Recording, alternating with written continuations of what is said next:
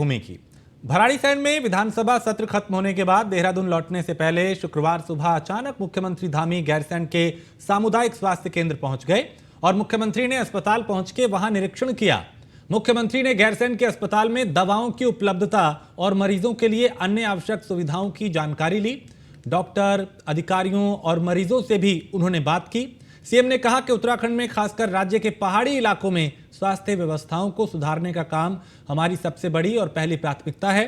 मुख्यमंत्री ने यह भी कहा कि गैरसैंण में बन रहे 50 बेड के उपजिला चिकित्सालय के नए भवन का काम तेजी से हो रहा है और ये देखकर उनको अच्छा लगा। उन्होंने कार्यदायी एजेंसी को इसका निर्माण कार्य जल्द पूरा करने के निर्देश दिए और कहा कि स्वास्थ्य सुविधाओं को बेहतर बनाने के लिए सरकार द्वारा लगातार प्रयास किए जा रहे हैं और राज्य के दुर्गम क्षेत्रों में स्वास्थ्य सुविधाओं को और बेहतर बनाने की दिशा में सरकार काम कर रही है।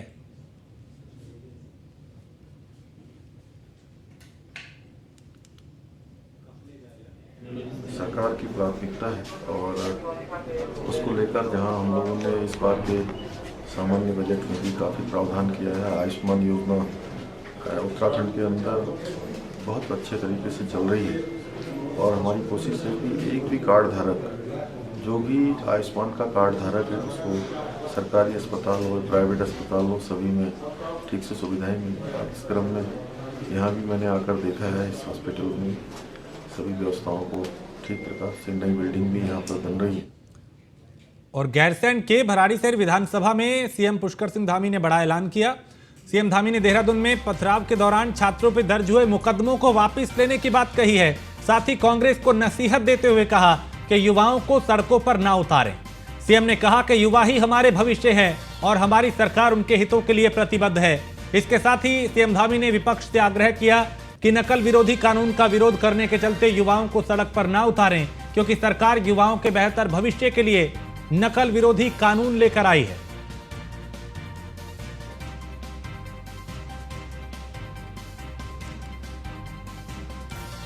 तो सीएम धामी ने इस बात का जिक्र किया कि युवाओं पे उनका भविष्य बेहतर बनाने की सरकार काम कर रही है। युवाओं के बेहतर भविष्य के लिए नकल विरोधी कानून लाए हैं। और गैरसैंण में मुख्यमंत्री पुष्कर सिंह धामी ने बड़ा ऐलान किया और बेरोजगारों पर दर्ज मुकदमे सरकार वापस लेगी।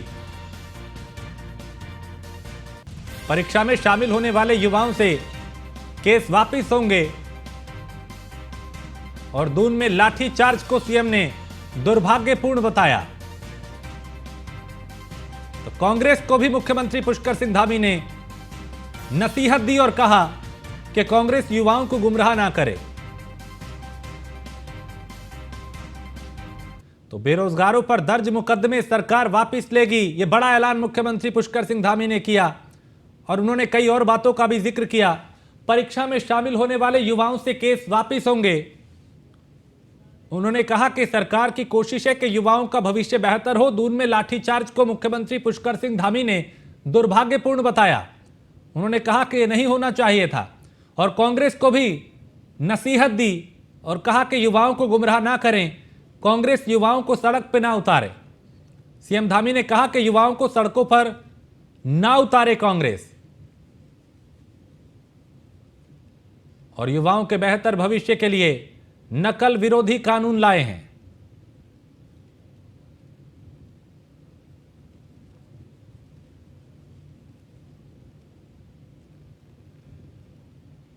जो भी घटना हुई दुर्भाग्यपूर्ण थी और इसमें कुछ परीक्षाओं में भाग लेने वाले छात्र भी थे जिनके ऊपर मुकदमे दर्ज हुए। तो मैंने आज सदन में कहा कि जो भी बच्चे, जो भी हमारे भाई बहन उस में उनके ऊपर मुकदमे दर्ज हुए हैं और उनको किसी प्रतियोगी परीक्षाओं में आगे भाग लेना है तो उनके सारे मुकदमे हम वापस लेंगे। बेरोजगार संघ ने मुख्यमंत्री पुष्कर सिंह धामी का आभार व्यक्त किया। मुख्यमंत्री ने गुरुवार को सदन में बोलते हुए ये कहा था कि देहरादून में युवाओं पे हुए लाठीचार्ज को दुर्भाग्यपूर्ण उन्होंने बताया था और बेरोजगारों पे दर्ज मुकदमे वापस लेने का भी ऐलान किया। सीएम के इस बयान से युवाओं में काफी उत्साह है और बेरोजगार संघ के अध्यक्ष बॉबी पवार ने मुख्यमंत्री का धन्यवाद व्यक्त किया। साथ ही 9 तारीख को जो लाठीचार्ज हुआ, इसके पीछे का घटनाक्रम, 8 तारीख की रात में जो कुछ भी घटा, इसकी भी मुख्यमंत्री विस्तृत जांच कराएं, ये मांग की।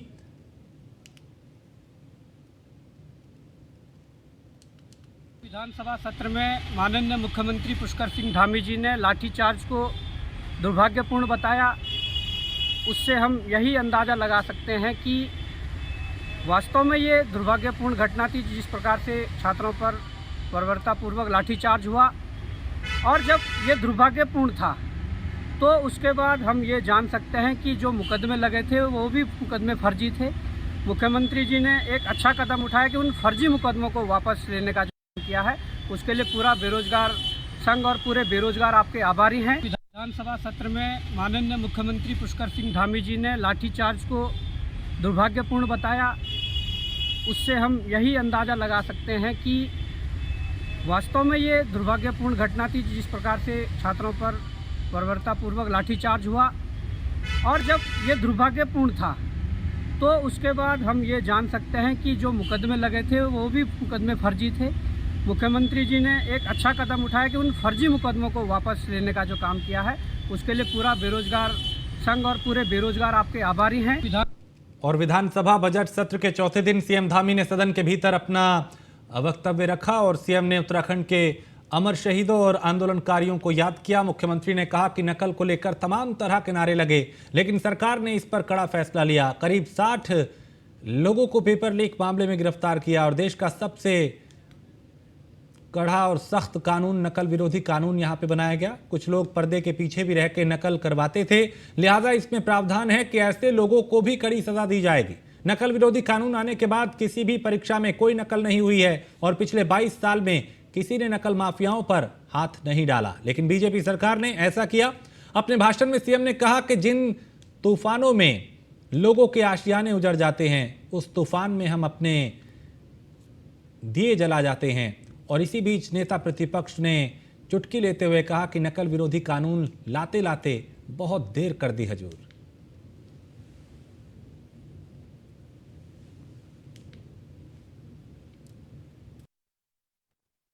जो भी काम आपने तो गैरसैंण में नेता सदन के तौर पे सीएम ने यहां पे अपनी बात रखी और सीएम ने उत्तराखंड के अमर शहीदों और आंदोलनकारियों को याद किया। और सीएम पुष्कर सिंह धामी ने कहा कि देश का सबसे कड़ा नकल विरोधी कानून बनाया गया है और पर्दे के पीछे रहकर भी नकल करवाने वालों को अब कड़ी सजा मिलेगी, उन्हें सख्त सजा दी जाएगी। तो नकल विरोधी कानून आने के बाद किसी भी परीक्षा में नकल नहीं हुई, मुख्यमंत्री ने यह भी कहा। और 22 साल में किसी ने नकल माफियाओं पर हाथ नहीं डाला, लेकिन हमने करके दिखाया। तो गैरसैंण में नेता सदन के तौर पे सीएम पुष्कर सिंह धामी का यह पहला संबोधन जिसमें कई बातों का जिक्र किया गया और सीएम ने उत्तराखंड के अमर शहीदों और आंदोलनकारियों को याद किया।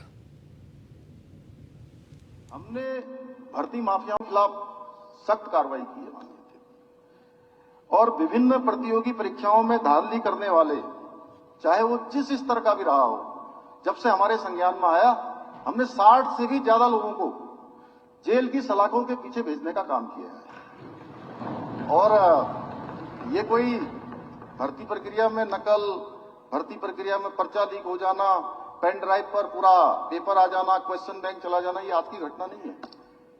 ये 2014-15 के कालखंड से ये चल रहा था, लगातार चल रहा था। और मैं उनका नाम भी नहीं लेना चाहता हूं जिन लोगों ने लोगों की नियुक्ति करी, मैं आलोचना भी नहीं करना चाहता हूं। लेकिन मेरे पास जब मामला आया तो हमने कहा पीछे जो भी हुआ होगा, एक गोपाल सिंह राणा जी पीछे बैठे हैं, एक बार इनके विधायक बनने के बाद मैं खटीमा का विधायक हूं, तो ये मिल गए मुझे। मैंने कहा भाई साहब, अब मैं आपका उत्तराधिकारी हूं यहां का, जो भी काम आपने छोड़ रखे हैं वो भी पूरे करूंगा और जो काम आपने सोचे थे उन कामों को भी आगे बढ़ाऊंगा और कोई कहीं गलती हो रही है तो उसको सुधारने का काम भी मैं करूंगा। तो ऐसे ही जो पहले से जो काम चल रहे थे उनको हमने सोचा कि उनको ठीक करें और देश का सबसे कड़ा कानून, नकल विरोधी कानून हमने यहां पर बनाया। और इतना ही नहीं, इस कानून में प्रावधान किया गया है कि अगर कोई नकल कराते हुए पकड़ा जाएगा, जो भी माफिया तंत्र होगा, उसको उम्र कैद तक की सजा का इसमें प्रावधान है। जो पहली बार पकड़ा जाएगा, दूसरी बार पकड़ा जाएगा, एक बार में 3 साल की, दूसरे बार में 10 साल तक उसको किसी परीक्षा में भाग लेने का कोई अवसर नहीं होगा। और जितनी संपत्ति है वो सारी की सारी संपत्ति जब्त हो जाएगी। मदन दा, इसको सीरियसली सुन लो, हैं? फिर मत कहना कि पेपर लीक है। तो उम्र कैद तक की सजा का प्रावधान है, पूरी संपत्ति जब्त करने का इसमें प्रावधान है। और हाँ, ये जरूर है, कुछ लोग पर्दे के पीछे रह के भी नकल करवाते थे, उनको भी इसमें इस नकल कानून में यह भी प्रावधान किया गया है कि अप्रत्यक्ष रूप से भी कोई नकल करवाते हुए पकड़ा जाएगा तो उसके खिलाफ भी कड़ी कार्रवाई होगी। इसके पीछे एक ही हेतु है कि पूरी पारदर्शिता, समयबद्धता और परीक्षाओं का आयोजन हो। 3 परीक्षाओं का सफलतापूर्वक आयोजन किया जा चुका है और आगे छात्रों को किसी भी प्रकार से देरी का सामना न करना पड़े। हमारे बेटे बेटियों को, भाई बहनों को, उनका समय बर्बाद न हो, इसलिए इसका कैलेंडर भी जारी हो गया है। कैलेंडर के अनुरूप सारी भर्ती परीक्षाएं होंगी और निष्पक्ष होंगी। मैं दावे के साथ सदन में कह सकता हूं कि अभी तक नकल कानून आने के बाद किसी भी परीक्षा में कोई भी नकल नहीं हुई, कोई नकल नहीं हुई।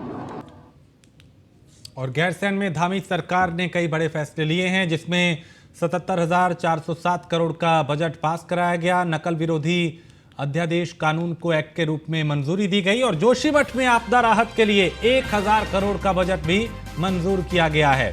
इसके अलावा बेरोजगारों पर दर्ज मुकदमे उत्तराखंड सरकार वापस लेगी और परीक्षा में शामिल होने वाले युवाओं से केस वापस होंगे। जोशीमठ में आपदा राहत के लिए 1000 करोड़ का बजट मंजूर हुआ है। बेरोजगारों पर दर्ज मुकदमे उत्तराखंड सरकार वापस लेगी और परीक्षा में शामिल होने वाले युवाओं से केस वापस होंगे। तो अयोध्या धाम में उत्तराखंड का एक भव्य भवन बनाया जाएगा और गैरसैंण में साल भर काम हो, इसके लिए सीएम स्पीकर से बात कर पाए, रणनीति बनाएंगे और गैरसैंण के स्थापना विकास के लिए तत्काल बजट रिलीज किया जाएगा। गैरसैंण में धामी कैबिनेट ने पर्यटन नीति 2023 को भी मंजूरी दी है और विधवा पुत्रवधू भी मृतक आश्रित में शामिल करने को कैबिनेट की मंजूरी मिली है। विधायक निधि को 3 करोड़ 75 लाख से बढ़ाकर 5 करोड़ किया गया और राज्य आंदोलनकारियों को 10% क्षैतिक आरक्षण का प्रस्ताव फिर राजभवन भेजा गया है।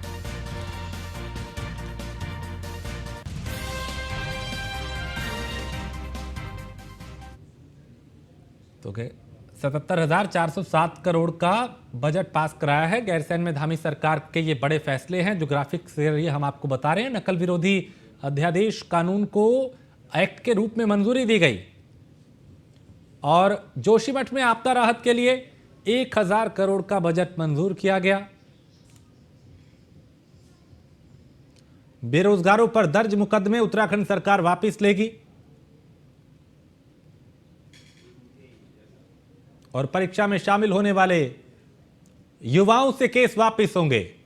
सरकार की कोशिश है कि युवाओं का भविष्य खराब ना हो, उन्हें बेहतर बनाया जाए। अयोध्या धाम में उत्तराखंड का एक भव्य भवन बनाया जाएगा, यह भी फैसला लिया गया और गैरसैंण में साल भर काम हो, इसके लिए सीएम स्पीकर से बात कर रणनीति बनाएंगे। तो गैरसैंण की अवस्थापना विकास के लिए तत्काल बजट रिलीज किया जाएगा और गैरसैंण में धामी कैबिनेट ने पर्यटन नीति 2023 को मंजूरी दी है।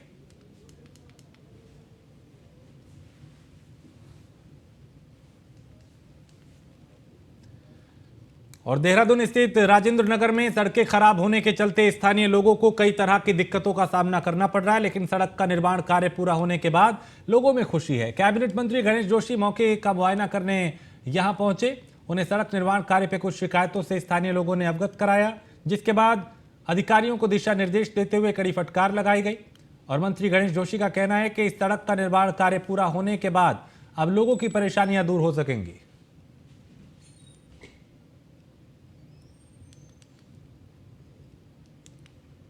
सड़कें सेंक्शन मैंने किए हैं, उन सड़कों के उस क्रम में ये आज यहाँ की सड़कें बन रही हैं। मैं इनकी क्वालिटी चेक करने के लिए यहाँ पर मौके पर आया हूँ। एक आध जगह मुझे शिकायत मिली है, मैंने अधिकारी से निश्चित कर दिया है कि उसको ठीक करें, क्योंकि काम में क्वालिटी का होना बहुत ज़रूरी है। हॉट मिक्स प्लांट से सड़क बन रही है और शेष सड़कें शीघ्र बनाई जाएंगी, क्योंकि ये हमारी विधानसभा का एक बहुत सुंदर वार्ड है। और देहरादून नगर निगम ने इस वर्ष 100% भवन कर वसूले जाने पर जोर दिया है। लगभग 25 ऐसे व्यवसायिक भवन निगम द्वारा चिन्हित किए गए हैं जिन्होंने भवन कर नहीं जमा किया। साथ ही ऐसे भवन स्वामियों को निगम द्वारा नोटिस भी जारी किया गया है। हालांकि नोटिस मिलने के बाद कई भवन स्वामियों द्वारा भवन कर भरने की प्रक्रिया शुरू कर दी गई है, लेकिन अब भी कुछ भवन ऐसे हैं जिनका टैक्स अब तक बकाया है। बता दें कि नगर निगम की चिन्हित की गई लिस्ट में कई बड़े नाम जैसे कि विशाल मेगा मार्ट और होटल रेडियंस भी शामिल हैं।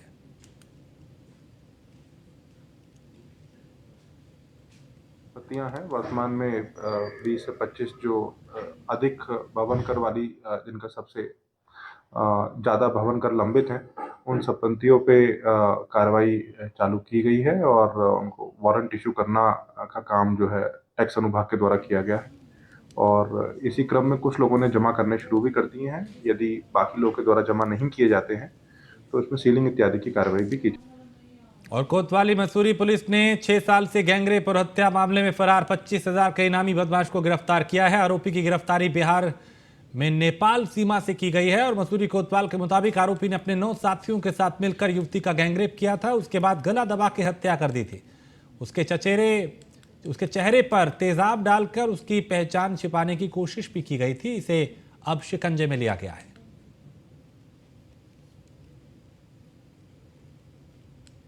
पुलिस महानिदेशक उत्तराखंड महोदय की तरफ से एक अभियान चलाया गया था, जिसमें सारे जघन्य अपराधी हैं, इनामी बदमाश हैं और गैंगस्टर में जो गैंग में उनके विरुद्ध लगातार कार्रवाई के लिए एक अभियान चलाया जा रहा था।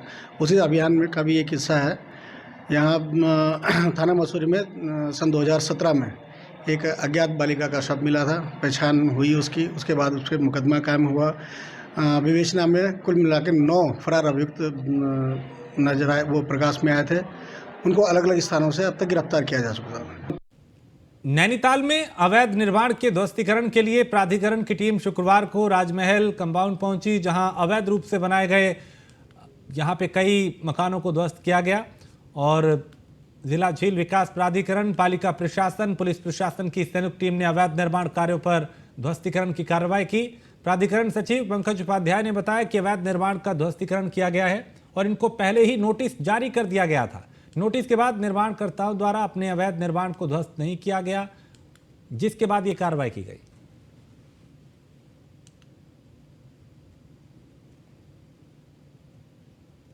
जिसमें पूर्व में प्राधिकरण ने चेक किया था, ध्वस्तीकरण की कार्रवाई भी की थी। उसके बाद इन्होंने निर्माण किया, पुनः चालान हुआ, सीलिंग कार्रवाई, ध्वस्तीकरण के आदेश हुए। ध्वस्तीकरण की कार्रवाई की इम्प्लीमेंटेशन के दौरान संबंधित लोग फिर से अपील में गए। अपीली न्यायालय ने अपील खारिज किया। फिर ये हाईकोर्ट भी गए।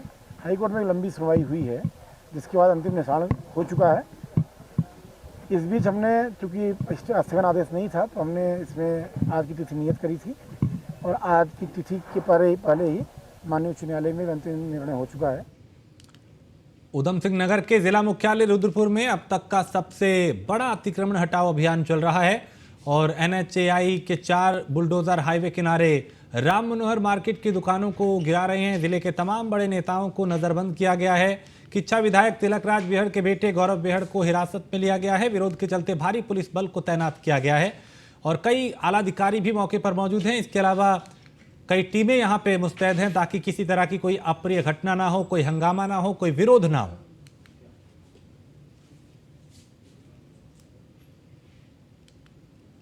लगातार जो व्यापारियों का प्रदर्शन रहा था वो नाकाम साबित हो गया और बुलडोज़र यहां पर चल गया। मैं आपको तस्वीरें दिखा रहा हूं रुद्रपुर के बस स्टैंड की, जहां पर आज सुबह ही बुलडोज़र चला है और जो व्यापारियों का दुकानें वो जो है बुलडोजर ने नष्ट कर दी हैं। मैं आपको बता दूं, व्यापारियों का संघर्ष रहा नाकाम, प्रशासन ने चलाया पीला पंजा, उजड़ गई राम मनोहर लोहिया की दुकानें। शहर स्थित राम मनोहर लोहिया मार्केट को लेकर व्यापारियों का संघर्ष नाकाम रहा। प्रशासन ने धारा 144 लगाकर राम मनोहर लोहिया को उजाड़ दिया है। रात 11 बजे दोबारा से अनाउंसमेंट किया गया था कि अपनी दुकानों से सामान निकाल लीजिए, अन्यथा इस पर बुलडोजर चलेगा तो आपको कुछ नहीं मिल पाएगा। जिस तरीके से रात 2 बार मुनादी की गई, उसमें व्यापारियों में हड़कंप मच चुका। पूरी तरीके से जो है रात को ही ये दुकानें खाली कर दी गई और सुबह ही तड़के यहाँ पर पीला पंजा चल चुका है। और यहाँ पर बात करें पुलिस प्रशासन की, तो लगातार जो पुलिस प्रशासन का सुरक्षा और व्यवस्था में देखी जा रही है, लगातार जो NHI के अधिकारी और कर्मचारी हैं वो भी लगातार यहाँ पर मौजूद हैं। और जिस तरीके से जो दुकानें वो पूरी यहाँ से उजड़ चुकी हैं। रुड़की के नेहरू स्टेडियम में शुक्रवार को all India tennis ball cricket championship का आगाज हुआ। जिलाधिकारी हरिद्वार विनय शंकर पांडे ने इसका शुभारंभ किया। ये प्रतियोगिता 17 से 19 मार्च तक चलेगी। इसमें देश भर की 19 टीमें हिस्सा ले रही हैं।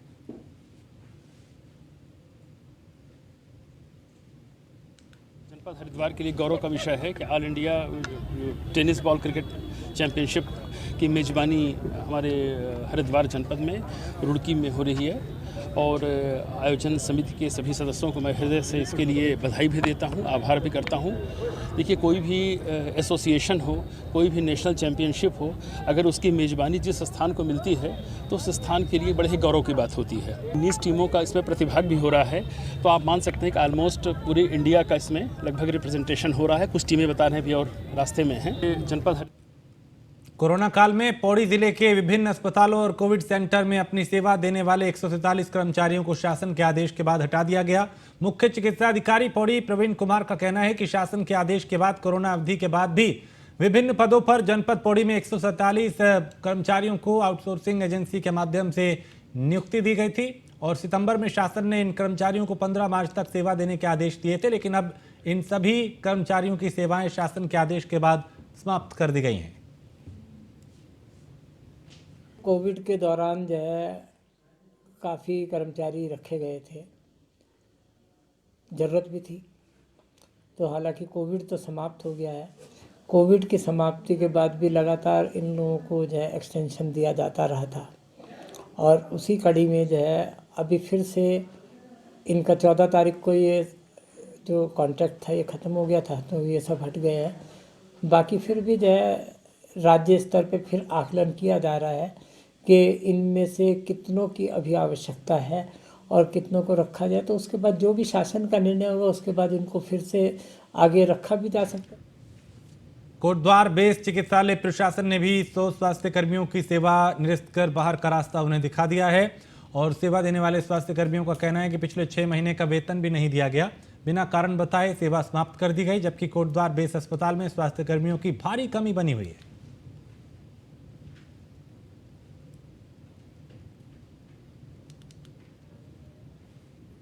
शुरुआत से जब से कोरोना काल प्रारंभ हुआ था तब से प्रतिकूल परिस्थितियों में हमसे कार्य लिया गया। हमने पूर्ण रूप से अपना सेवादान दिया है, परंतु जब भी अनुकूल परिस्थितियां आती है हमें ऐसे ही समय समय पर हमको बाहर निकाल दिया जाता है। अब हमारी मांगे हैं ऐसे समय समय पर थोड़े बहुत समय के लिए न रख के हमको हमारा समायोजन किया जाए और जिससे कि कार्य भी बाधित न हो। शुरुआत से जब से कोरोना स्टार्ट हुआ है सर, हमें समय समय पर निकाल दिया जाता है और समय समय पर निकाल भी दिया जाता है, जिसकी वजह से सर हमारे रोज़गार की समस्या उत्पन्न हो रही है। पिछले सर अक्टूबर माह से और फिर हमें अक्टूबर माह में रखा गया था, जबकि मार्च में निकाल दिया गया है सर।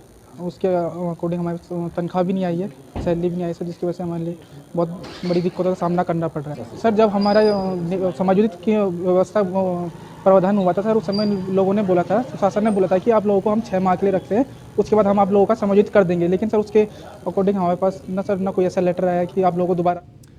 और 15 मार्च को उत्तराखंड सरकार ने 77,407 करोड़ का बजट सदन में पेश किया और इसे ऐतिहासिक बताया। बजट में युवाओं, किसानों, महिलाओं और अन्य वर्गों का खास ध्यान रखा गया और इस पर वहीं प्रदेश की जनता को बजट रास आता नहीं दिखाई दे रहा। जनता का कहना है कि स्वरोजगार के अलावा रोजगार का इंतजाम करने पर ज़्यादा जोर दिया जाना चाहिए था।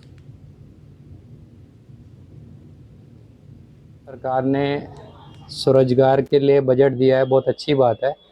सरकार को इनको प्रमोट करना चाहिए ताकि जो प्रदेश के युवा हैं वो अपना रोजगार के लिए दूसरे स्टेट में ना जाएं। कहीं से कहीं तक भी अच्छा नहीं है, सही नहीं है, क्योंकि जिस महंगाई के दौर में आज जनता फंसी हुई है उसको देखते हुए प्लस घर की जो भी परेशानियां होती है महिलाएं उसको अवेल करती हैं, तो उस हिसाब से ये सारा बजट मुझे नहीं लगता कहीं से कहीं तक भी सही है। युवा होने के नाते मेरे को जो अभी बजट इन्होंने पास किया हुआ है, बेसिकली इन्होंने जो बजट पास किया हुआ है 1700 करोड़ के आसपास का इन्होंने बजट इसको पास किया हुआ है, लेकिन इसका कोई ना युवा को फायदा नहीं मिला इस चीज़ के लिए। अगर आप देखेंगे तो स्वराज करने के लिए इनको एक लोन प्रोवाइड करा जा रहा है, सिर्फ और सिर्फ कोई इसमें जॉब के लिए नहीं इनके अवेलेबिलिटी मिली है। बजट बिल्कुल निराशाजनक है। इसमें कुछ भी ऐसा नहीं है जिसमें उत्तराखंड के किसी भी वासी को कोई भी फायदा पहुंच रहा हो। जैसे स्वरोजगार के लिए इन्होंने बहुत अच्छा बजट रखा है, लेकिन स्वरोजगार है कहाँ जब यहाँ से पलायन के लिए नहीं आपने रोकने के लिए कुछ किया है। तो और इसी के साथ इस बुलेटिन में फिलहाल इतना ही। आप बने रहिए न्यूज़ 1 इंडिया के साथ।